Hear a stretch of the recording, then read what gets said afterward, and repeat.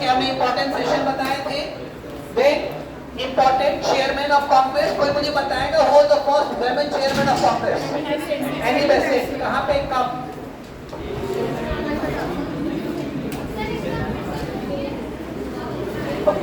Now, who was the first Indian woman to head the Congress? Sarojini Naidu, कहां पे कब? 1925 कानपुर। होगा ही नहीं, ऐसे मैंने लिखा ही होगा। यानी सरोजिनी नायडू 1925 का कानपुर सेशन, ऐसा हो ही नहीं सकता। अगर मैं कोई क्वेश्चन पूछ रहा हूँ तो नहीं दिखाने का सवाल ही नहीं है। लिखा है? अच्छा, गांधी जी कितने बार कांग्रेस के चेयरमैन बने? कब, कहां? बेलगाम सेशन 1924, बेलगाम कर्नाटक में है। ठीक है, लिखाया ही होगा। 1929 का सेशन कहां हुई थी और who was the chairman? Lahore. And who was the chairman? Pandit Jawaharlal Nehru. What is the significance of the? पहली बार कांग्रेस ने अपने प्लेटफॉर्म से कंप्लीट इंडिपेंडेंस मांगा था। कोई नया बच्चा तो नहीं है उस क्लास में? तो 1929 की लाहौर सेशन, 1931 का सेशन कहां हुआ था? पलट दिया। I don't know why you people are turning the pages. और अगर आप पलट के देख के रहे तो फिर मत बोलो। Karachi, who was the chairman? Sardar Vallabh भाई पटेल। 1938 का सेशन कहां हुआ था? Who was the chairman? Subhash Chandra Bose. किस सेशन में गांधी जी की और सुभाष चंद्र बोस की कॉन्फ्लिक्ट हुई थी? 1939 त्रिपुरी सेशन। और किस कैंडिडेट को हराया था सुभाष चंद्र बोस ने? क्या नाम था? पट्टाभी सीतारमैया।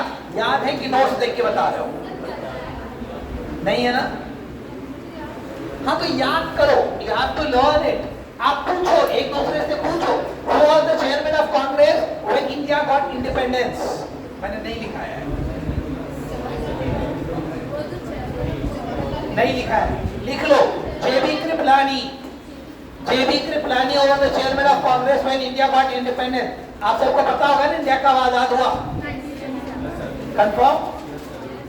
ओके, तो 1947 चेयरमैन ऑफ कांग्रेस जेबी कृपलानी। 47। तो ये आपके कुछ इंपॉर्टेंट सेशन है कांग्रेस के।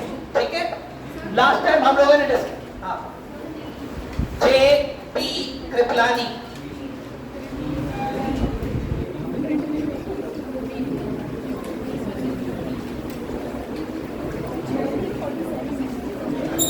नेक्स्ट, ये कुछ इंपॉर्टेंट सेशन है कांग्रेस के। अब लास्ट टाइम हम लोगों ने डिस्कस कर लिया था, जब आपने नोट देखो, कांग्रेस फॉर्मेशन हो गया था। कांग्रेस पार्टी कहां बनी थी? कहां पे बनी थी? किस जगह कांग्रेस का पहला मीटिंग हुआ था? बॉम्बे में। कौन से कॉलेज में? गोकुलदास संस्कृत कॉलेज में। कितने डेलीगेट्स थे पहली बार में? 70। ठीक है, नाउ उसके बाद हमने आपको ये भी बताया था, next formation of Muslim league. Muslim league कब बना है? 1906 में। कहां बना है? ढाका, बांग्लादेश में। And who was the chairman? Nawab Salimullah Khan. अब आप नेक्स्ट टॉपिक लिखो, 1905, very important in Indian history. इसे पता है क्या हुआ?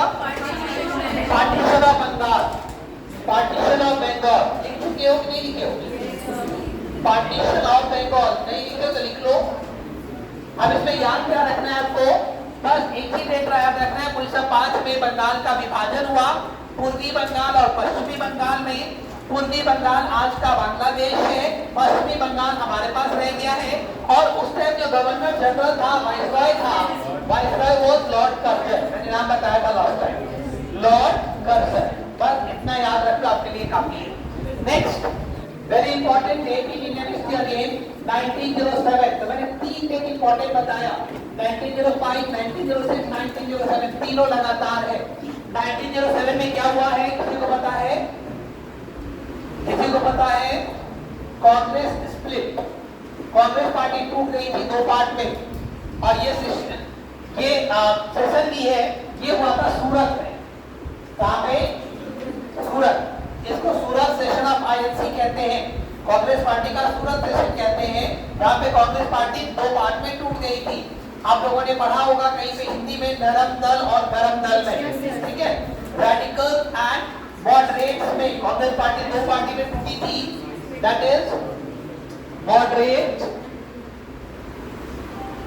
एंड रेडिकल्स में, ठीक है। ये दो स्प्लिट था कांग्रेस में। अब यहाँ पे कांग्रेस के चेयरमैन का नाम पूछा जाता है। यहाँ पे क्या हुआ था 1907 में, कांग्रेस में 1885 से लेके 1885 से लेके मॉडरेट का डोमिनेंस था। मॉडरेट लीडर वो थे जो ब्रिटिशर्स में बिलीव करते थे कि ब्रिटिशर्स अच्छे हैं, they are doing good for India and they should remain in India. Moderates का ये मानना था कि ब्रिटिश लोग अच्छे हैं, वो हमारे लिए अच्छा काम कर रहे हैं। उन्होंने सती को बैन किया, बहुत अच्छा काम किया। उन्होंने हमारे यहाँ इंग्लिश को इंट्रोड्यूस किया, बहुत अच्छा काम किया। रेलवे लेके आए, बहुत अच्छा काम किया। रेलवे से याद आ गया, एक लाइन लिख लो, 1885 में रेलवे का इंट्रोडक्शन इंडिया में कब हुआ है? कब आया इंडिया में रेलवे? 1853 में। लॉर्ड डलहौजी, नाम लिख लो, याद पूछा जाता है, लॉर्ड डलहौजी। और ये डलहौजी का नाम मैंने पहले भी लिया है। कहाँ लिया है? डॉक्ट्रिन ऑफ लैप्स में गोधारण की नीति यही लेके आए थे, अगर राजा का बेटा नहीं होगा तो उसका राज्य ब्रिटिश एम्पायर में मिल जाएगा, ईस्ट इंडिया कंपनी में मिल जाएगा। That was doctrine of Lord Dalhousie. और यही इंडिया में पहला रेलवे लाइन लेके आए थे 1853 में। कहां से कहां था, किसी को पता है? मुंबई टू थाने, ये क्वेश्चन आ जाता है कभी कभी। ये मुंबई टू थाने की रेलवे लाइन थी, 34-35 किलोमीटर की लाइन थी। हाँ हाँ, अभी तो मैंने बताया 1925 कानपुर सेशन, कई बार बताया, पिछली क्लास में बताया था। सरोजिनी नायडू 1925 के कानपुर सेशन में थी। ओके, अब मॉडरेट्स का ब्रिटिशर्स में बिलीव था, ठीक है। और radicals they believe that British are not good people, they should leave India and we should be allowed to rule ourself. ये थोड़ा सा डिफरेंस था। मॉडरेट के इंपॉर्टेंट लीडर्स थे, आपने जितने नाम अभी चेयरमैन का लिखा होगा, एस.एल. बनर्जी, कौन, इसका नाम लिया आपने? किसी का नाम लिया? जवाहरलाल नेहरू को छोड़ दो, ये मॉडरेट लीडर बहुत बाद के लीडर थे, तो गांधीयन थे इसके। मॉडरेट लीडर में इंपॉर्टेंट नाम है दादा भाई नेहरूजी, ठीक है, सुरेंद्रनाथ बैनर्जी, गोपाल कृष्ण गोखले, ये 3-4 इंपॉर्टेंट नाम है। गोपाल कृष्ण गोखले को गांधी जी का पॉलिटिकल गुरु कहा जाता है, मेंटर कहा जाता है, ठीक है।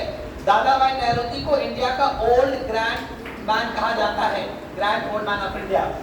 तो ये सब मॉडरेट लीडर्स। और रेडिकल लीडर में आप लोगों ने नाम सुना होगा, लाल पाल पाल का सुना है? लाला लाजपत राय, बाल गंगाधर तिलक एंड विपिन चंद्र पाल, ठीक है। लाला लाजपत राय को पंजाब केसरी भी कहते हैं।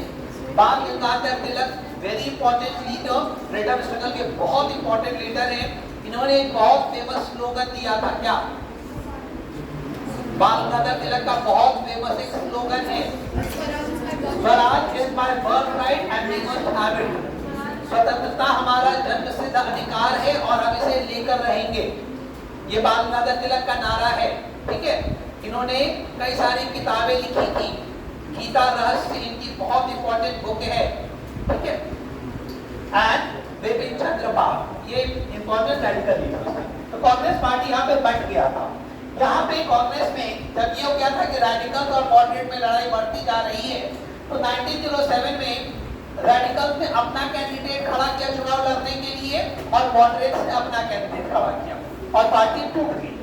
तो यहाँ पे मॉडरेट्स के लीडर थे रास बिहारी बोस, नाम लिख लो, रास बिहारी बोस, ये कैंडिडेट थे। और रेडिकल के थे लाला लाजपत राय।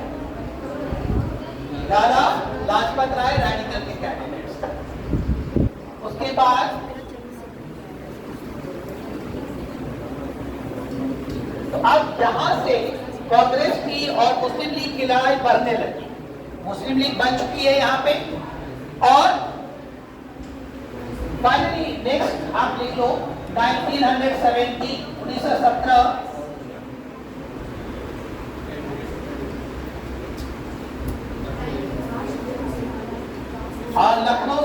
कांग्रेस, लखनऊ सेशन ऑफ कांग्रेस लिखो।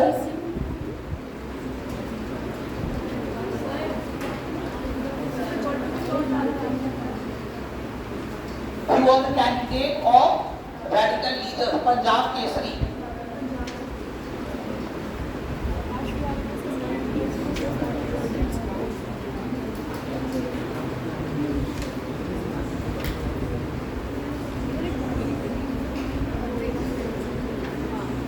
लखनऊ सेशन ऑफ कांग्रेस का डेट लिखना 1916 और यहाँ पे कांग्रेस और मुस्लिम लीग का पैचअप हुआ था।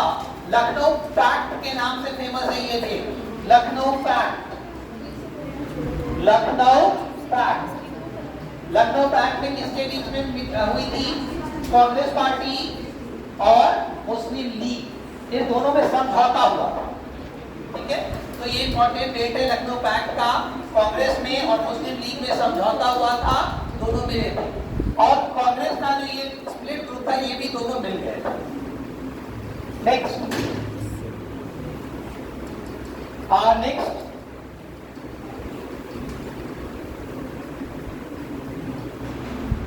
1916-17 के बाद आप नेक्स्ट इंपॉर्टेंट इंसिडेंट लिखो, रॉलेट एक्ट। रॉलेट एक्ट मुझे पता है 1919 लिखो, 1919।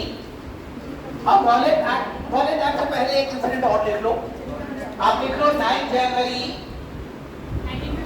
1950। क्या हुआ था? गांधी जी इंडिया वापस आए थे। ठीक है, 9 जनवरी 1950 Gandhi ji return back from South Africa. Gandhi ji return back from South Africa. और हर साल इंडिया में 9 जनवरी को एनआरआई डे मनाया जाता है। इस बार का लास्ट ईयर का एनआरआई डे कहां पे हुआ है? 2003 से, 2-3 से अटल बिहारी वाजपेयी के टाइम से इंडिया में एनआरआई डे मनाया जाता है गांधी जी के रिटर्निंग के मेमोरी में। ठीक है, सारे जो इंडियन अच्छे पोस्ट में हैं, फॉरेन कंट्रीज में हैं, उन सबको इनवाइट किया जाता है। इस बार का एनआरआई डे कहां हुआ था? इलाहाबाद में, बनारस में, बनारस में हुआ था। देखो,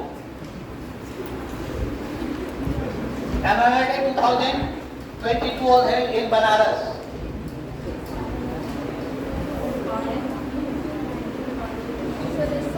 एनआरआई डे पता है क्यों मनाया जाता है ना? चलो, तो ये इंपॉर्टेंट डेट है। उसके बाद आ जाओ रॉलेट एक्ट। रॉलेट एक्ट में क्या हुआ था? हाँ, जलियांवाला बाग इसी से रिलेटेड आगे है। रॉलेट एक्ट में 2 चीज थी। ये बहुत ही हार्श एक्ट था, ब्रिटिशर्स ने बना। रॉलेट एक्ट से पहले एक और इंसिडेंट याद दिलाना के बताएंगे। रॉलेट एक्ट में ये था कि पुलिस किसी इंडियंस को बिना वारंट के अरेस्ट कर सकती है और बिना ट्रायल के 2 साल तक जेल में रख सकती है। ठीक है, इसको नो अपील, नो दलील, नो वकील कहते हैं। Indians are not allowed to hire a lawyer without any trial, they could be kept in jail. अभी का नियम क्या है? अभी का नियम ये है, अगर पुलिस किसी को अरेस्ट करती है तो पहला शर्त ये है कि पुलिस के पास अरेस्ट वारंट होना चाहिए। क्या पुलिस किसी को बिना अरेस्ट वारंट के अरेस्ट कर सकती है कि नहीं कर सकती? अगर मान लो कोई टेररिस्ट है तो पुलिस जाएगी अरेस्ट वारंट लाने के पहले अरेस्ट करेगी? कर सकती है। ठीक है, अगर पुलिस किसी को अरेस्ट करती है तो नियम ये है कि 24 घंटे के अंदर पुलिस को मजिस्ट्रेट के सामने ले जाना है, उसको बताना है कि मैंने इस चार्ज पे अरेस्ट किया है। और अगर मजिस्ट्रेट कहता है ओके, आप इसको डिटेन कर सकते हैं, जेल में रख सकते हैं, देन ही और शी कैन बी केप्ट। कल परसों पंजाब पुलिस ने एक पत्रकार को अरेस्ट किया है, विमेन पत्रकार को अरेस्ट किया। किसको? वो टाइम्स नाउ की पत्रकार है भावना, और पुलिस ने अरेस्ट करके उसको ट्रायल पे ले गई और मजिस्ट्रेट ने उसको 14 दिन के रिमांड पे भेज दिया, जबकि हाई कोर्ट ने कल जमानत दी थी। तो पुलिस को कोर्ट के सामने ले जाना है। अगर नहीं ले जाएगी तो ये हैबियस कॉर्पस एक्ट का वायलेशन है। ठीक है, 24 घंटे का। तो रॉलेट एक्ट में ये था कि बिना किसी ट्रायल के अरेस्ट और बिना किसी वारंट के अरेस्ट और बिना किसी ट्रायल के 2 साल तक जेल। ये जानबूझ के किया गया था ताकि इंडियंस को दबाया जा सके, कोई प्रोटेस्ट ना करे। ठीक, इससे पहले एक और इंसिडेंट आप लोग लिख लो, खिलाफत मूवमेंट। खिलाफत, या हम इसी के साथ इसको भी मर्ज कर देंगे आगे, खिलाफत मूवमेंट। ठीक है, खिलाफत मूवमेंट की फर्स्ट वर्ल्ड वॉर से रिलेटेड है। ठीक, पूछा जाता है, किसी को पता है फर्स्ट वर्ल्ड वॉर कब हुआ? 1914 से 1918 तक फर्स्ट वर्ल्ड वॉर हुआ था। ठीक है, अब फर्स्ट वर्ल्ड वॉर में आप सबको पता है एक पार्टी जर्मनी थी और एक पार्टी ब्रिटेन थी। ठीक है, अपने अपने पार्टी का लीडर। ब्रिटेन वाली पार्टी जीत गई थी और जर्मनी हार गई थी। आप सबने सुना होगा कि जर्मनी का बहुत इंसल्ट किया गया था हारने के बाद, ट्रीटी ऑफ वर्साइल से। ठीक है, ट्रीटी ऑफ वर्साइल से जर्मनी का बहुत इंसल्ट किया गया। जैसे इंसल्ट जर्मनी का किया गया, जर्मनी का ही एक अलायंस पार्टनर ऑटोमन टर्क था, टर्की था, और टर्की का जो रूलर था वो कैलिफ था, खलीफा था, जिसको पूरे वर्ल्ड के मुस्लिम रिलीजियस का हेड माना जाता था। तो अब ये बात चली कि जैसा इंसल्ट जर्मनी का हुआ है वैसा इंसल्ट टर्की का भी होगा, टर्की के राजा का होगा। टर्की का राजा मतलब खलीफा, पूरी दुनिया के मुस्लिम का रिलीजियस है। तो इंडिया में मुस्लिम ने नाराज हुए ब्रिटिशर्स से और खलीफा के प्रेस्टीज और ऑनर को बचाने के लिए इंडिया में खिलाफत मूवमेंट लॉन्च हुआ। ठीक है, और इसको लॉन्च किया अली ब्रदर्स ने। किसने? अली ब्रदर्स ने। तो लिख लो, खिलाफत मूवमेंट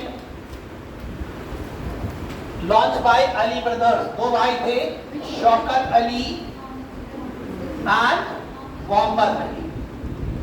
शौकत अली एंड मोहम्मद अली ने खिलाफत मूवमेंट लॉन्च किया था इंडिया में। क्यों लॉन्च किया था? क्यों लॉन्च किया? टर्की के राजा खलीफा के प्रेस्टीज को बचाने के लिए। क्या रिलेशन था इंडिया के मुस्लिम का टर्की के राजा से? पूरे दुनिया के मुस्लिम रिलीजन को हेड। ठीक है, एंड मोहम्मद अली, शौकत अली एंड मोहम्मद अली। इतना आ गया समझ? रॉलेट एक्ट भी आपने लिख लिया 1998, अगर मैं मंथ लिखा तो मार्च था। अब रॉलेट एक्ट के खिलाफ, उससे पहले फिर 2-3 इंसिडेंट याद आ गए। अब उससे पहले के 3 इंसिडेंट और लिख लो। एक लिख लो, चंपारण सत्याग्रह। याद आया? चंपारण सत्याग्रह 1917। चंपारण सत्याग्रह ये गांधी जी का पहला सत्याग्रह था इंडिया में। जब गांधी जी 1915 में इंडिया वापस आए तो पहला सत्याग्रह उन्होंने चंपारण में लॉन्च किया 1917 में, 1917 में। किसी एनसीईआरटी बुक में 1916 लिखा हुआ है। ठीक है, एग्जैक्ट इज 1917। तो 1917 में चंपारण। ये चंपारण कहाँ है और क्यों हुआ था? ये बिहार में है। और इंडिगो मूवमेंट, तो यहाँ पे जहाँ पे आपने चंपारण लिखा ब्रैकेट में लिख लो इंडिगो के कारण। अब ये इंडिगो क्या था? नील की खेती। अब आप लोगों में से कितने लोगों ने गांधी जी का और माय एक्सपेरिमेंट विद ट्रूथ पढ़ा है? पढ़ा है? गांधी जी की ऑटोबायोग्राफी है माय एक्सपेरिमेंट विद ट्रूथ। जिसने नहीं पढ़ा है एग्जाम का जरूर पढ़ लेना। ठीक है, गांधी जी की लाइफ के 1921 तक की सारी स्टोरी उसमें लिखी हुई है। उसमें चंपारण सत्याग्रह का डिस्क्रिप्शन है। तो इसमें क्या था? ब्रिटेन में बहुत सारे कपड़े की फैक्ट्रियां लगी थी। कपड़े को कलर करने के लिए, डाई करने के लिए नील की जरूरत होती, इंडिगो की। ठीक है, इंडिगो की बहुत डिमांड थी ब्रिटेन की फैक्ट्रियों में। तो ब्रिटेन वालों ने क्या किया? ब्रिटिश वालों ने इंडिया में ये रूल बना दिया कि हर किसान को अपने खेत के 3/20 भाग में 3/20, जिसको 3 कट्टिया सिस्टम कहते हैं, में इंडिगो ही उगाना है। मान लो ये मेरी इतनी बड़ी जमीन है, इसको मैंने 20 भाग में बांट दिया, तो 3 भाग में मुझे इंडिगो ही लगाना है, नील की ही खेती करनी है। और वो नील होगा क्या? वो ब्रिटेन वाले हमसे ले जाएंगे, बहुत कम पैसे देके या बिना पैसे देके हमसे ले जाएंगे। क्यों ले जाएंगे? क्योंकि उनको जरूरत है वहां की फैक्ट्री में।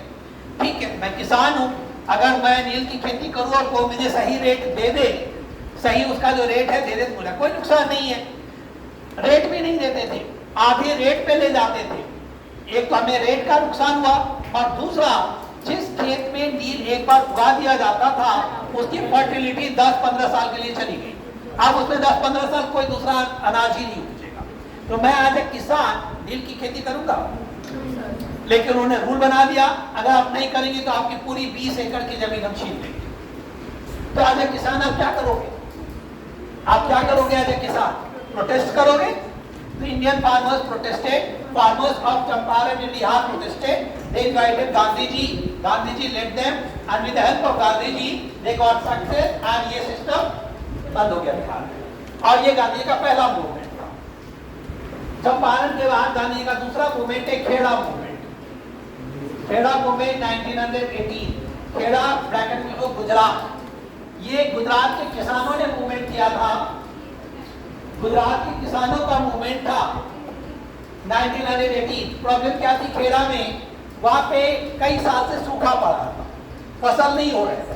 तो किसानों ने यह डिमांड किया कि चूंकि सूखा पड़ा हुआ है, फसल नहीं हो रहे, तो आप जो रेवेन्यू लेते हो, लैंड रेवेन्यू टैक्स लेते हो, उसको कम कर दो या 1-2 साल के लिए बंद कर दो। जब हमारे फसल अच्छे होंगे तो हम मिला के दे देंगे आपको। ब्रिटिशर्स ने उल्टा किया, क्या टैक्स बढ़ा दिया। क्यों बढ़ा दिया? क्योंकि ब्रिटिशर्स को पैसे चाहिए थे। पैसे क्यों चाहिए थे? वो वर्ल्ड वॉर लड़ रहा था, वॉर में लड़ने के लिए पैसे चाहिए। तो इंडिया में टैक्सेस बढ़ा दिए। किसानों ने प्रोटेस्ट किया, जो लैंड रेवेन्यू नहीं देता था उसकी जमीन छीन लेते थे। They invited गांधी जी गए, with the help of Gandhi ji this movement was successful। Land revenue collection suspend हो गया, रोक दिया गया। तीसरा गांधी जी का मूवमेंट है अहमदाबाद मूवमेंट। अहमदाबाद मूवमेंट 1919, ठीक है। अहमदाबाद मूवमेंट में क्या हुआ? ये मिल वर्कर का मूवमेंट था। जो अहमदाबाद की कॉटन मिल में काम करते थे लेबर, उनका मूवमेंट था। उनको कम सैलरी मिलती थी, ज्यादा देर काम कराया जाता था और वर्किंग कंडीशन बहुत खराब। तो ये मिल वर्कर का प्रोटेस्ट था। Again Gandhi ji was called और गांधी जी के हेल्प से वहां पे वर्कर्स की जीत हुई और अहमदाबाद मूवमेंट में सक्सेस। तो ये 3 गांधी जी के लोकल मूवमेंट देखिए। इसके बाद गांधी जी का पूरा सबसे बड़ा मूवमेंट इंडिया का था रॉलेट सत्याग्रह। रॉलेट एक्ट के खिलाफ गांधी जी ने पूरे इंडिया में सत्याग्रह लॉन्च किया, ठीक है। और यही सत्याग्रह जब चल रहा था, ये आया था मार्च में, और यही सत्याग्रह जब चल रहा था तो पंजाब में वायलेंस हुआ। अमृतसर में कुछ लोगों ने वहां के पुलिस स्टेशन पे अटैक किया। कोई भी जब मूवमेंट होता है तो वायलेंस थोड़ा सा होता है। उसके बाद पंजाब में मार्शल लॉ लगाया गया। अमृतसर का पुलिस कैप्टन जनरल डायर को बनाया गया। उसके बाद जलियांवाला बाग मैसेकर हुआ। जलियांवाला बाग मैसेकर कौन सी डेट थी? 13 अप्रैल 1919। Jallianwala Bagh massacre, Jallianwala Bagh incident, Jallianwala Bagh massacre लिख लिया? लिख लेना। जनरल डायर पुलिस ऑफिसर था, जनरल डायर, जनरल डायर। और अगर आप लोग जलियांवाला बाग गए हो, कोई जलियांवाला बाग में आज भी एक ही एंट्री गेट है, इतनी छोटी सी है, पतली सी है, और चारों तरफ बहुत बड़ा ग्राउंड है, ये छोटा सा ग्राउंड है, चारों तरफ बहुत ऊंची ऊंची दीवारें हैं, बड़ी बड़ी दीवारें हैं। वहां पे हजारों लोग कलेक्ट हुए थे बैसाखी फेस्टिवल मनाने के लिए। जनरल डायर 400 पुलिस ऑफिसर को लेके गया, 400 पुलिस वाले को लेके गया। एंट्री गेट को बंद कर दिया, एक ही गेट है, बंद कर दिया और 400 राउंड की फायरिंग कराई थी। हजारों लोग मारे थे। लोग अपनी जान बचाने के लिए वहीं बगल में एक कुआं है, उसमें जंप करने लगे थे। हजारों लोग मरे थे उसमें, ठीक है। तो ये है जलियांवाला बाग। और इस इंसिडेंट के बाद जब जनरल डायर से पूछा गया बाद में कि क्या आपको अपने डिसीजन पे, अपने किए पे कोई पश्चाताप है, तो उसने कहा नहीं, I am feeling proud of my action. What I did intentionally to create the fear in the mind of Indians. मैंने जो किया जानबूझ के किया ताकि इंडियंस के दिमाग में खौफ पैदा हो, डर पैदा हो और वो ब्रिटिशर्स के खिलाफ रिवोल्ट प्रोटेस्ट करने की हिम्मत न करें। चलिए, ये आप जलियांवाला बाग इंसिडेंट किया। उसके बाद गांधी जी का सबसे बड़ा मूवमेंट इंडिया में non cooperation, NCM, non cooperation movement, Hindi में कहते हैं असहयोग आंदोलन, असहयोग आंदोलन, नॉन कोऑपरेशन मूवमेंट।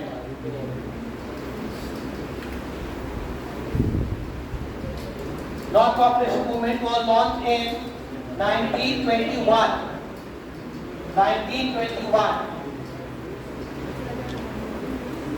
इसका रेजोल्यूशन पास हुआ नागपुर में 1921 में, नॉन कोऑपरेशन मूवमेंट। अब नॉन कोऑपरेशन मूवमेंट थी क्यों?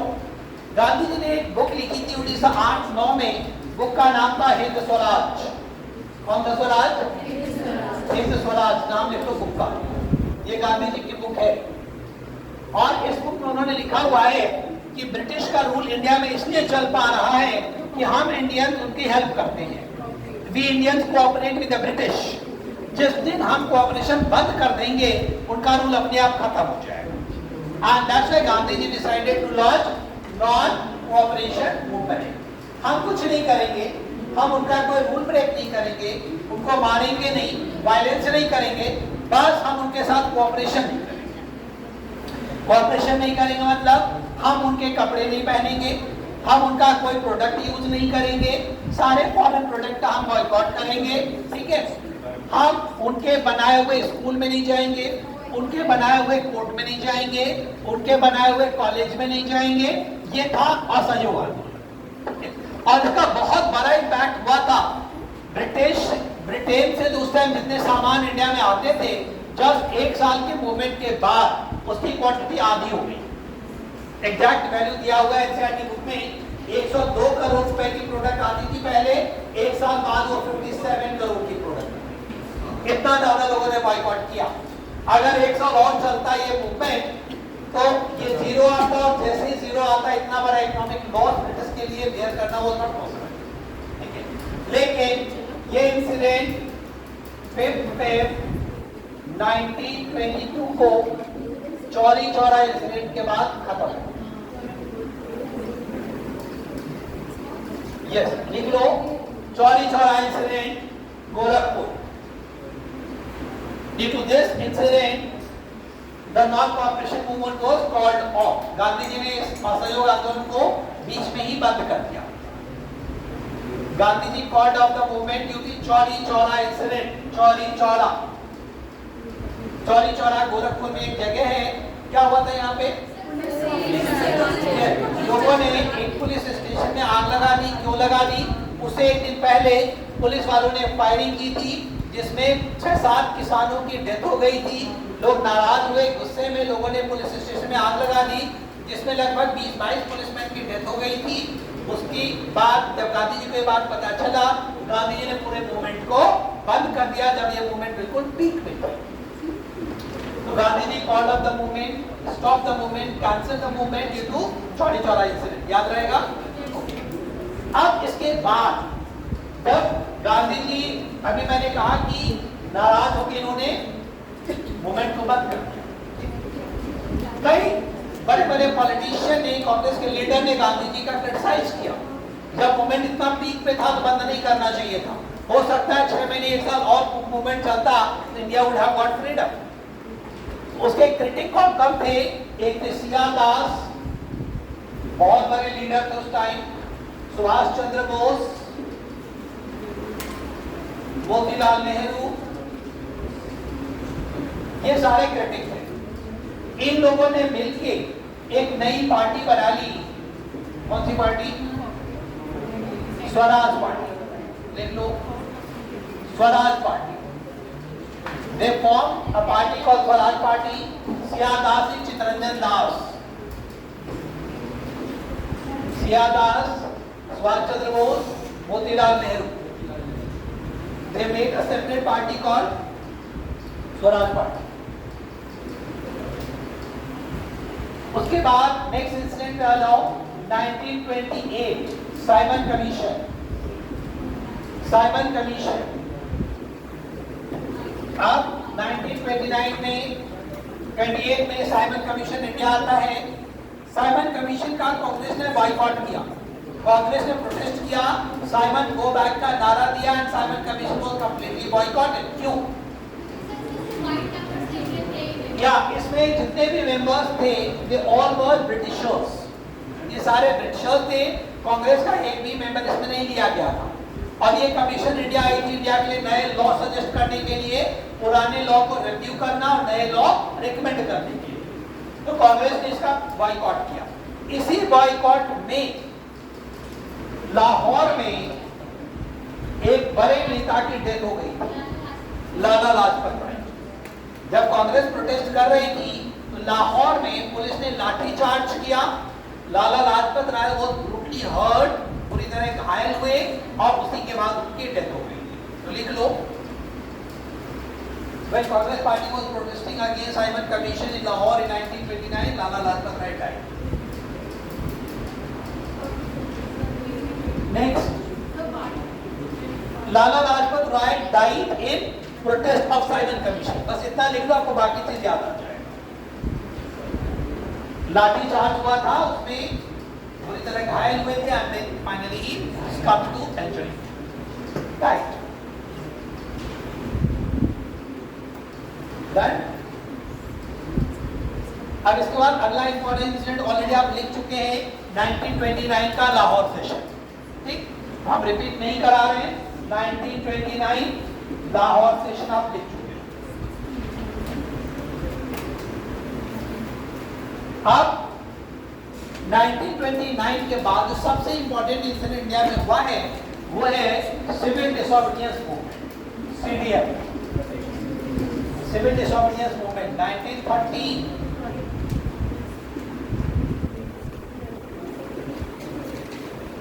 सिविल डिसोबीडियंस मूवमेंट 1930 में स्टार्ट हुआ है। इसको हिंदी में कहते हैं सविनय अवज्ञा आंदोलन। सुना है? हिंदी सुना है? इंग्लिश? सविनय अवज्ञा आंदोलन, इंग्लिश में सिविल डिसोबीडियंस मूवमेंट 1930। अब थोड़ा सा देखना बैकग्राउंड। 1929 में कांग्रेस ने क्या मांगा? पूर्ण स्वराज, कंप्लीट इंडिपेंडेंस मांगा। और गांधी जी ने 11 डिमांड रखा। अब एक लेटर लिखा उस टाइम के वाइसरॉय को, उस लेटर में 11 डिमांड रखे और डेट थी मंथ था अप्रैल 1930 में गांधी जी ने लेटर लिखा। में जनरली लोग लव लेटर लिखते हैं, वैलेंटाइन मंथ होता है, वैलेंटाइन वाला मंथ है ना, तो गांधी जी ने भी ये लव लेटर लिखा लॉर्ड इरविन को। उस टाइम वाइसरॉय कौन थे? एंड लॉर्ड इरविन लेडी नहीं थी, जेंट्स था। तो और 1 महीने का अल्टीमेटम दिया, 1 महीने का टाइम दिया। आप अगर मेरे डिमांड पे कंसीडर नहीं करोगे तो we are going to launch a bigger movement, बड़ा मूवमेंट।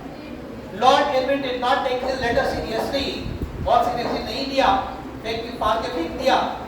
गांधी जी ने 1 मंथ वेट किया। 1 मंथ के वेट के बाद 12 मार्च 1930 को, 12 मार्च 1930 को he started his famous Dandi March. Dandi March start किया और ये सिविल डिसोबीडियंस। अब ये दांडी मार्च क्यों? दांडी क्यों? गांधी डंडा लेके चलते थे इसलिए। डंडा मतलब नहीं है ना, तो दांडी क्यों? यस, दांडी एक जगह है गुजरात कोस्ट पे। दांडी जगह है जहां गांधी जी को जाना था। ठीक है, कहां से गए? उस टाइम गांधी जी रहते थे अपने आश्रम साबरमती में। कहां पे? साबरमती। साबरमती कहां पे है? अहमदाबाद में है। साबरमती अहमदाबाद में है। अहमदाबाद से लेके दांडी तक की यात्रा गांधी जी ने किया और ये टोटल जर्नी है 240 माइल की, 240 माइल डिस्टेंस है। गांधी जी को जाने में 24 दिन लगा, पैदल गए। ठीक है, अब पैदल जाते थे, जहां शाम हो गई वहां रुकते थे, उस गांव के लोगों को एड्रेस करते थे, बताते थे, और अगले दिन पूरे गांव गांधी जी के पीछे। जब गांधी जी ने अपनी ये जर्नी स्टार्ट की थी, गांधी जी के पास 72 फॉलोअर्स थे। 72 लोगों से जर्नी स्टार्ट हुआ था, और इसके लॉर्ड इरविन ने सीरियसली नहीं लिया कि 72 लोग क्या कर पाएंगे। गांधी जी का मजाक उड़ाया क्या? कई सारे फॉरेन न्यूज़पेपर्स ने मजाक उड़ाया गांधी जी का, ये 72 लोगों को लेकर देश आजाद करने चले हैं। बट जब ये 24 दिन की जर्नी के बाद ये दांडी मार्च दांडी पहुंची, डेट वॉज 6 अप्रैल। आप इस डेट को कैलकुलेट करो, 6 अप्रैल 1930। ये 24 दिन का टाइम है, 12 मार्च से लेके 6 अप्रैल। और 6 अप्रैल को दांडी पहुंच के गांधी जी ने सी वाटर को बॉयल किया और सॉल्ट बनाया।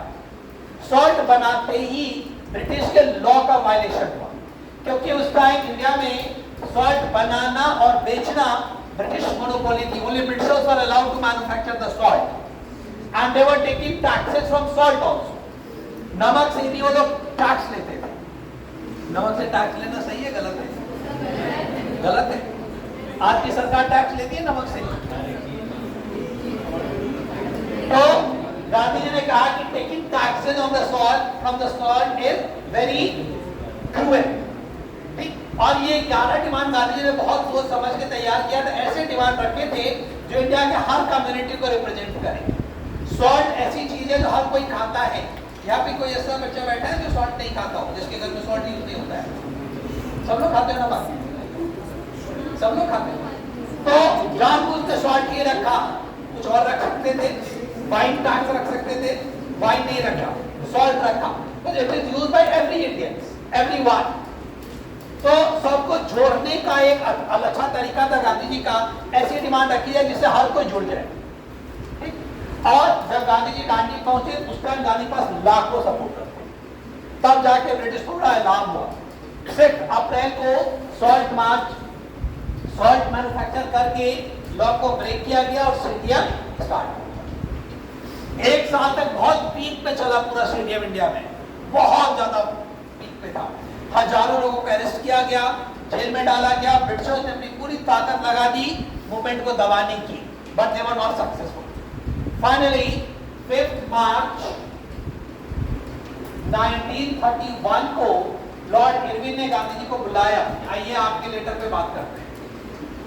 ठीक है, जब मूवमेंट पूरा कंप्लीट 1 साल पीक पे था, ब्रिटिशर्स के लिए कंट्रोल करना इम्पॉसिबल था। Then Lord Irwin sent a letter to Gandhiji, requested him to come and sit on the table to discuss. Right on. 5 मार्च को गांधी इरविन पैक्ट साइन होता है, ट्रीटी लो। 5 March 1931 Gandhi Irwin pact was signed. Gandhi Irwin pact was signed. और Gandhi Irwin pact का पहला point था कि Irwin तैयार हो गया, ठीक है, हम इंडिया में जो लोग समुद्र के किनारे रहते हैं, सी साइड में रहते हैं, उनको सॉल्ट बनाना अलाउ करेंगे। और दूसरी पॉइंट जिस पे ब्रिटिशर्स तैयार हो गए, that was we will release all the political prisoners. हम इंडिया में सारे पॉलिटिकल प्रिजनर्स को आजाद कर देंगे जिसको हम लोगों ने अरेस्ट किया है, प्रोटेस्ट के टाइम अरेस्ट किया। लेकिन ध्यान देना एक लाइन पे, वायलेंस करने वाले को नहीं, जिसने ब्रिटिशर्स को मारा है या वायलेंट में इन्वॉल्व है उसको रिलीज नहीं करेंगे। पॉलिटिकल प्रिजनर्स को रिलीज करेंगे, पॉलिटिकल प्रिजनर्स। डेट है 5 मार्च 1931। आप लोगों ने सुना होगा, एक यहाँ पे थोड़ी सी कंट्रोवर्सी, इसलिए मैं फोर्स कर रहा हूँ उस पॉइंट को, कि कहा जाता है कि अगर गांधी जी चाहते तो भगत सिंह की फांसी रुकवा सकते थे। सुना है? भगत सिंह को फांसी होती है 27 मार्च 1931 को। डेट देखो, 23 की 27, हाँ सॉरी 23। अब डेट देखो, 18 दिन के बाद, गांधी इरविन पैक्ट के 10-18 दिन के बाद। तो गांधी जी के क्रिटिक्स कहते हैं कि अगर गांधी जी चाहते तो उसमें ये पॉइंट भी रख के उसको छुड़वा सकते हैं, क्योंकि Britishers were under the pressure. Due to the citizen, Britishers pressure में थे, वो हर डिमांड मांगने के लिए तैयार थे। बट अब I will not go in that controversy, क्या डिटेल थी, यही that's what Gandhi ji believe. समझ आया यहाँ पे हिस्ट्री। अब इसके बाद अब लिखो second RTC, second round table conference 1931 दिसंबर 1931 को हुआ। राउंड टेबल कॉन्फ्रेंस हिंदी में कहते हैं गोलमेज शिखर सम्मेलन, गोलमेज शिखर सम्मेलन, second round table conference. 3 RTC हुई है। फर्स्ट RTC का फुल फॉर्म क्या है? Round table conference, second and third. आप ऐसे ही लिख लो जैसे मैं लिख रहा हूं, ऐसे ही डेट के साथ लिखो। इसको आप क्रॉस कर दो, इसको आप क्रॉस कर दो, इसको टिक कर दो। इसका मतलब ये हुआ कि कांग्रेस ने और गांधी जी ने पहले और तीसरे का बॉयकॉट किया था, फिर दूसरे में पार्टिसिपेट किया था और गांधी इरविन पैक्ट की बॉडी किया था। गांधी इरविन पैक्ट का ये पॉइंट था आप राउंड टेबल कॉन्फ्रेंस में पार्टिसिपेट करेंगे। अब गांधी जी गए London, round table conference participate किया, वहां पे कुछ कॉन्फ्लिक्ट हुआ जिसकी वजह से राउंड टेबल कॉन्फ्रेंस फेल हो गया। गांधी जी की और ब्रिटिशर्स की बात नहीं बनी। गांधी जी वापस आए और गांधी जी को वापस आने के बाद अरेस्ट करके जेल में डाल दिया गया।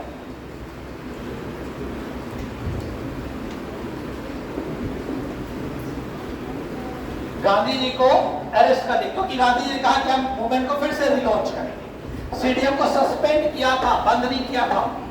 जब गांधी इरविन पैक्ट हुआ तो सीडीएम को रोक दिया था गांधी जी ने। गांधी जी ने कहा हम फिर से रिलॉन्च करेंगे।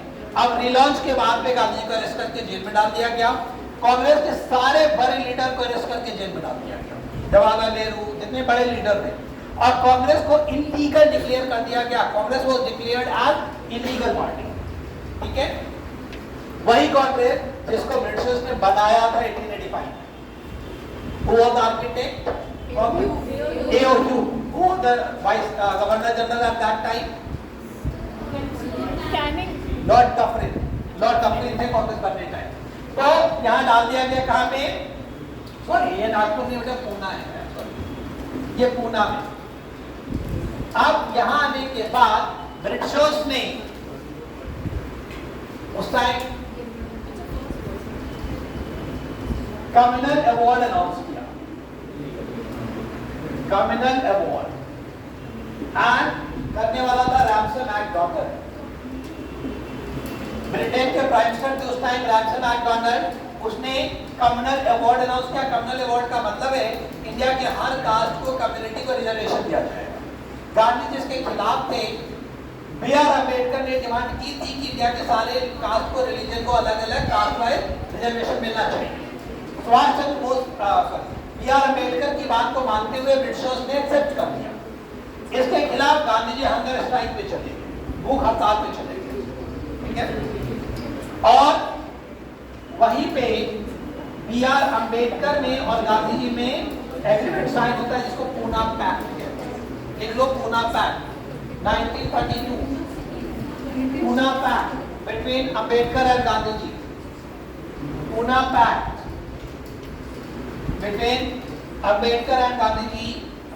Pune Pact was signed in 1932 between B.R. Ambedkar and Gandhi ji. 1932. ठीक है, उसके बाद अगला इंसिडेंट आप लोग सीधे आ जाओ।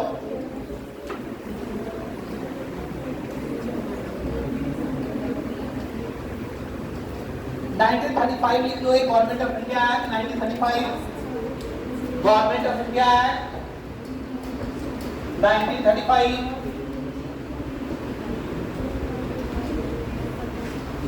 Government of India act 1935। जल्दी करो, बस 2-3 मिनट में ये लिस्ट रेडी कर देते हैं। 1935 government of India act 1937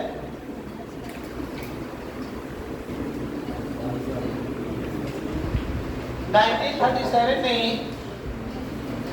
Indian states में इलेक्शंस हुए थे।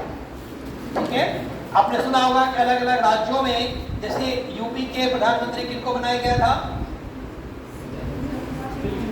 मैंने जान हाँ, यूपी के प्रधानमंत्री मैंने बताया था लास्ट टाइम, तो ध्यान नहीं देते मेरी क्लास में। इसमें जितने भी स्टेट के चीफ मिनिस्टर, जिसको हमारे चीफ मिनिस्टर कहते हैं, उसका डेजिग्नेशन प्रधानमंत्री रखा गया था, गोविंद बल्लभ पंत को। ठीक है, ये उत्तर प्रदेश का प्रधानमंत्री बनाया गया था। इसमें तो इंडिया के अलग अलग स्टेट में कांग्रेस की जीत हुई थी 1937 में। ये सरकार बहुत अच्छा काम कर रही थी। पहली बार लोगों ने डिफरेंस देखा कि ब्रिटिश जब रूल करती है तब और इंडियन जब रूल करता है तब डिफरेंस क्या है। अच्छा लगा लोगों को, बहुत अच्छा काम कर रही थी। जितनी भी सरकारें चुन के आई थी अलग अलग प्रांतों में, लेकिन ये सारी सरकारें 5 साल चलनी चाहिए थी, 5 साल के लिए चुनी गई थी। 1939 में सबने रिजाइन कर दिया, एक साल फिर से रिजाइन कर दिया। क्यों रिजाइन कर दिया?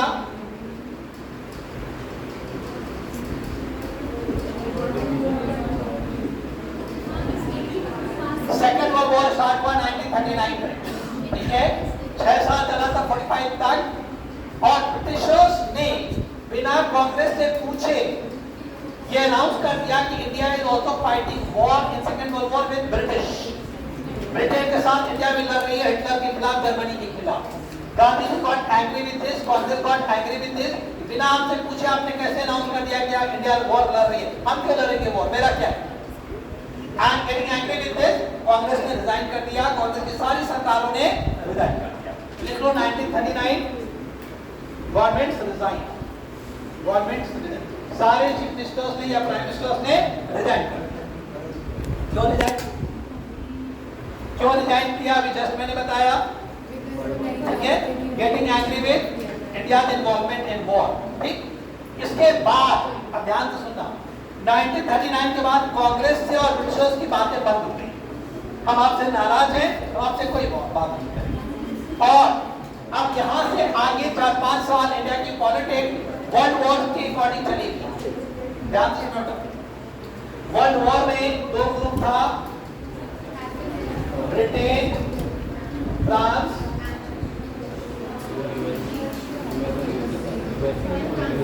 और जर्मनी, इटली, जापान।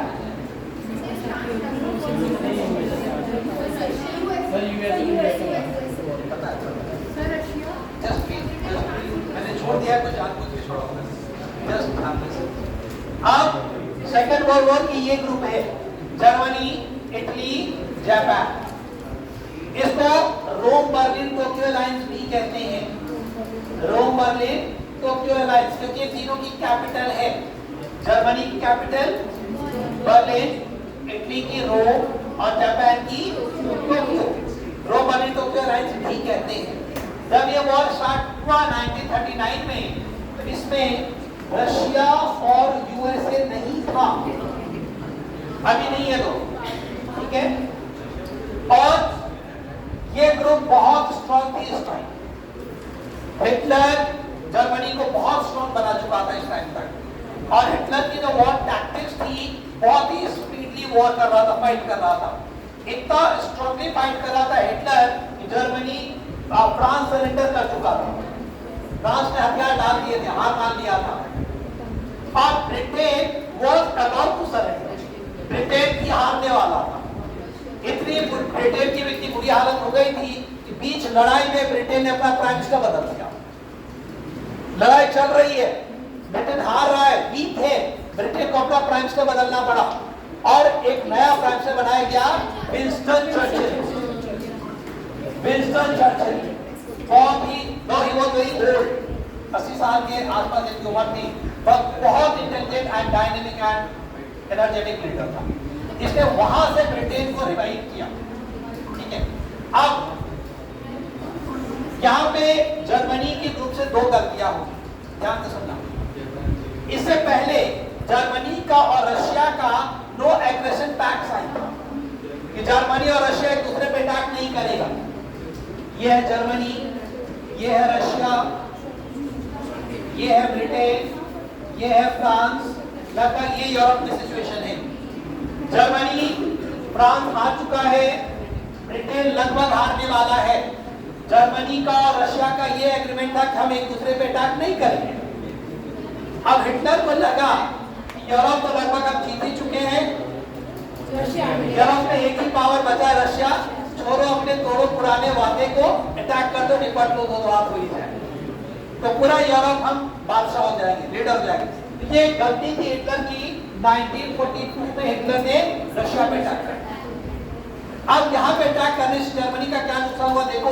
जर्मनी की आर्मी दो पार्ट में बढ़ गई। आधी आर्मी ब्रिटेन से लड़ रही है, आधी आर्मी रशिया से लड़ रही है। और रशिया इनिशियली जर्मनी आर्मी यहाँ भी जीत रही है, लेकिन रशिया की कैपिटल पहुंचते पहुंचते विंटर, ठंड का टाइम आ गया, और रशिया की विंटर तो Germany army was not habituated to fight in that situation, और जर्मनी हारने लगी। जैसी गलती यहाँ पे जर्मनी ने किया, वैसे ही गलती जर्मनी का अलायंस पार्टनर जापान ने किया। जापान ने दिसंबर 1942 में पर्ल हार्बर पे अटैक कर दिया, जो अमेरिका का नेवी बेस था। पैसिफिक में अमेरिका का नेवी का बेस है पर्ल हार्बर, जापान के पास में था। उसको लगा कि सब हम जीत ही रहे, ये हमारे पास में एक दुश्मन बैठा है, इसको भी निपटा डालो साथ में। उसने पर्ल हार्बर पे अटैक करके एक सोए हुए शेर को जगा दिया। अमेरिका पे ऑलरेडी प्रेशर बहुत पहले से पड़ा था कि वॉर में इन्वॉल्व हो, जर्मनी के खिलाफ लड़ो, लेकिन अब अमेरिका को एक बहाना मिल गया, मौका मिल गया, और जैसे ही पर्ल हार्बर पे अटैक किया, अमेरिका भी इधर से वापस आ गया ब्रिटेन के साथ इस ग्रुप के खिलाफ।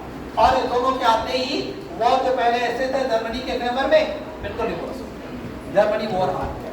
तो आप ध्यान से सुनना, मैंने वर्ल्ड हिस्ट्री क्यों बता दिया आपको। यहाँ पे इंडिया का जो हिस्ट्री यहाँ से है वो वर्ल्ड हिस्ट्री से कंपेयर होगा, गवर्न होगा। वर्ल्ड हिस्ट्री से इंडिया का हिस्ट्री चलेगा, जर्मनी, इटली, जापान। अब जापान की आर्मी, हमें कहा कि ये ग्रुप जीत रही थी स्टार्टिंग में, लगभग 2 साल तक ये लग रहा था कि जर्मनी ग्रुप जीत जाएगी, ब्रिटेन ग्रुप हार जाएगा। अब जर्मनी का एक अलायंस पार्टनर जापान है। जापान ने पैसिफिक आइलैंड में जितने भी ब्रिटेन की कॉलोनी थी सबको जीत लिया। सिंगापुर जीत लिया, ब्रिटेन से छीन लिया, इंडोनेशिया डच से जीत लिया, मलेशिया, थाईलैंड, श्रीलंका सब जीत चुका था जापान, ब्रिटेन से छीनता चला गया। और जापान का अगला टारगेट था इंडिया, और ब्रिटेन किसी भी कीमत पे इंडिया को हारना नहीं चाहता है। ब्रिटेन का सबसे ज्यादा रेवेन्यू कहां से आ रहा है? इंडिया से। सबसे ज्यादा पैसा इंडिया से जा रहा है, सबसे ज्यादा आर्मी इंडिया की फाइट कर रही है ब्रिटेन के लिए। तो किसी भी तरह ब्रिटेन चाहता है कि इंडिया हमारे हाथ से ना जाए। जापान की आर्मी ने अंडमान छीन लिया उनसे, अंडमान जीत लिया, निकोबार जीत लिया, और जापान की आर्मी म्यांमार में आ गई थी। अब ये आपको बता रहे 1939-40। अब जब म्यांमार में आ गई और कांग्रेस क्या रोल प्ले कर रही है, उसका कांग्रेस न्यूट्रल है, हम आपसे बात नहीं करेंगे, आपके साथ हेल्प नहीं करेंगे। अब ब्रिटिश को लगा अगर हमें इंडिया को बचाना है तो हमें कांग्रेस का साथ चाहिए, इंडियंस का सपोर्ट चाहिए। अगर इंडियन सपोर्ट नहीं करेगा, we will not be able to save India from Japan. ऐसे में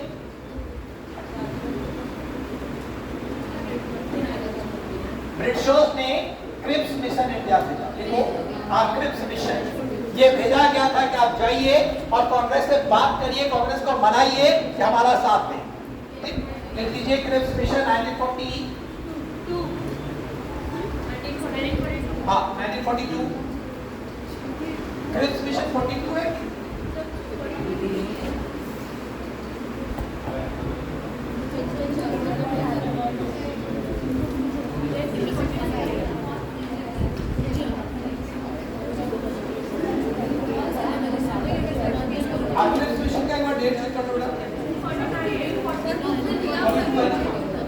क्रिप्स मिशन और क्रिप्स मिशन ये भी फेल हो गया, कांग्रेस ने बात नहीं मानी क्रिप्स मिशन की। उसके बाद गांधी जी ने इंडिया का सबसे बड़ा मूवमेंट लॉन्च किया, दैट इज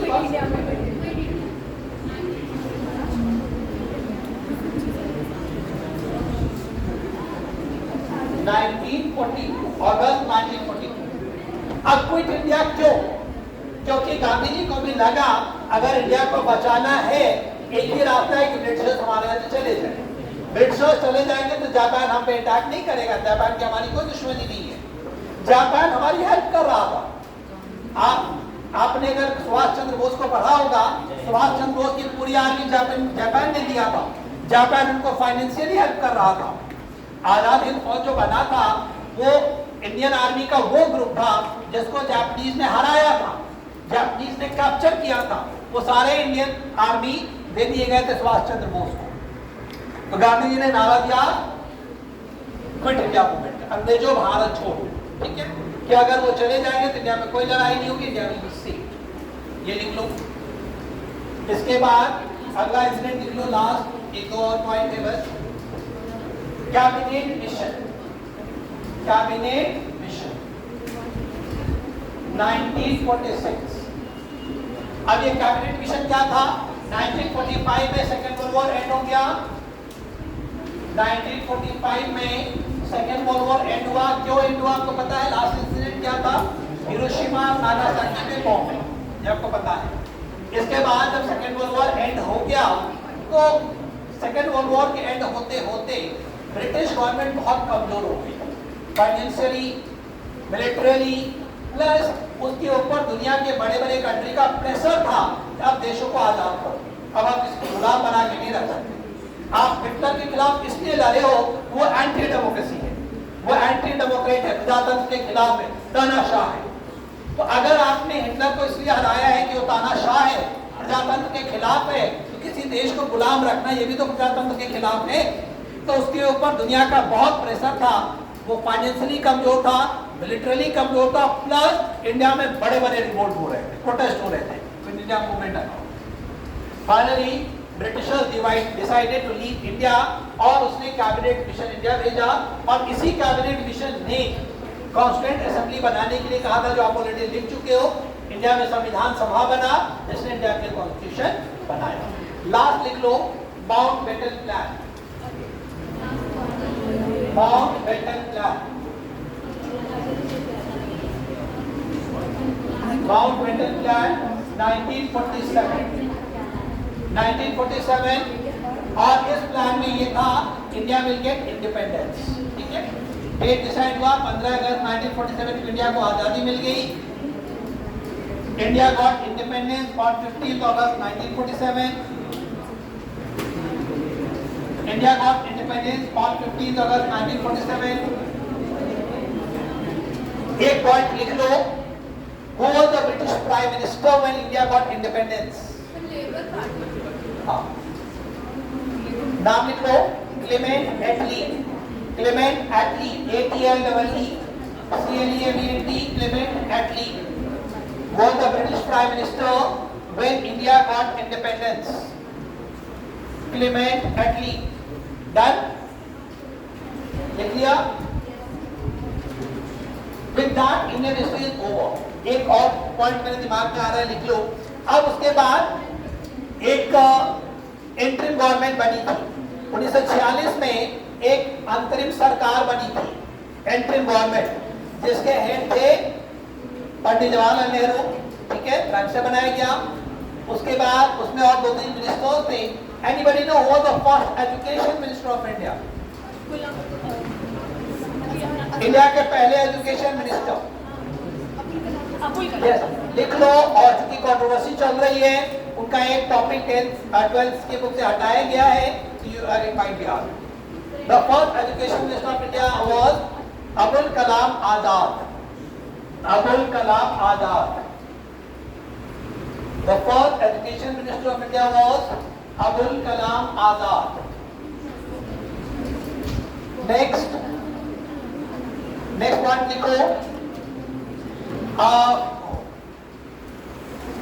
इंडिया के पहले राष्ट्रपति कौन थे? वो तो फर्स्ट डॉक्टर राजेंद्र प्रसाद, पंडित जवाहरलाल नेहरू के इंटरिम गवर्नमेंट में मिनिस्टर थे। कौन सी मिनिस्ट्री थी उनके पास? Law minister B R Ambedkar के पास। लॉ मिनिस्टर थे बी आर अम्बेडकर, लिख लो, law minister B R Ambedkar. Doctor Rajendra Prasad के पास फूड मिनिस्ट्री थी, food ministry. That's all. Indian history is over. इसके बाहर से आप लोगों में इंडियन हिस्ट्री नहीं आनी चाहिए। 99% questions you will be able to handle now. 5 minute का हम ब्रेक दे रहे हैं। 5 मिनट के बाद हम करंट 1 घंटा और कराएंगे। 1 बजे बाद क्लास है मेरी, मिलोगी क्या? तो हम थोड़ा सा एक्सटेंड करेंगे। 5 मिनट का break, then I will take only current signal. ठीक है।